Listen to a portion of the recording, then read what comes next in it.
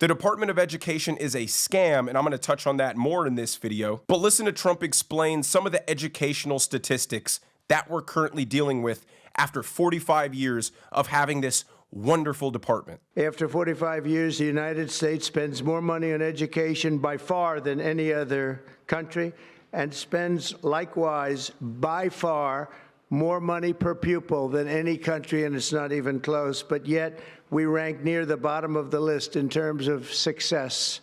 It's an amazing stat. Those are two stats you don't want. The most money spent per pupil, and you're at the bottom of the list. And that's where we are, like it or not. And we've been there for a long time.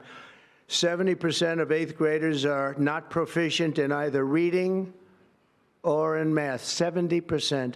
40% of 4th graders lack even basic reading skills, can't read. Students in our public elementary and middle schools score worse in reading today than when the department opened, by a lot.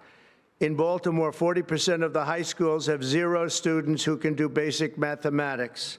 Again, I don't want to hear any of the fluff from the Democrats. What he said are the only 2 things you need to say. We spend more per pupil than any other country by a long shot, but yet we have the worst educational outcomes. I don't need to hear anything else about the Department of Education to know that those 2 stats means that it shouldn't exist. Now, of course, I am sure the Democrat outrage is going to include the sob stories and the emotional blackmail. Oh, what about the free lunch programs? What about the English as a second language assistance? What about the resources for the special needs children? Well, Trump got out in front of all of that criticism and explained what he plans to do with that. But the department's useful functions, and they're in charge of them.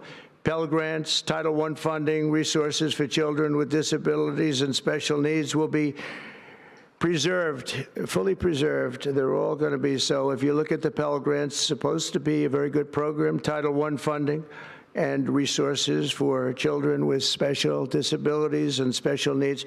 They're going to be preserved in full and redistributed to various other agencies and departments that will take very good care of them. So there you go. The good stuff is going to stay. The bad stuff is going to go.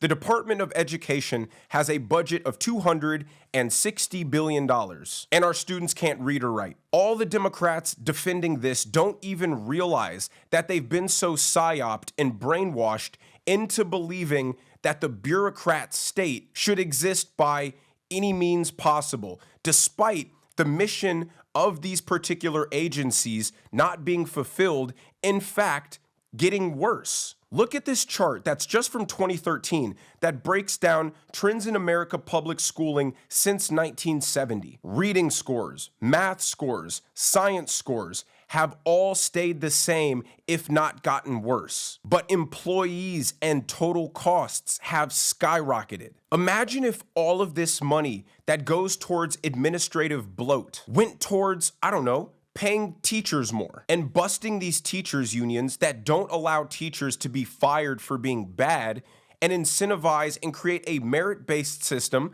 that pays good teachers more. That will incentivize people who would otherwise choose not to be a teacher, because everybody knows if you choose to be a teacher, you're basically going to be poor forever, to actually become a teacher, because there's a chance that if you do well at your job, you can make a reasonably good living.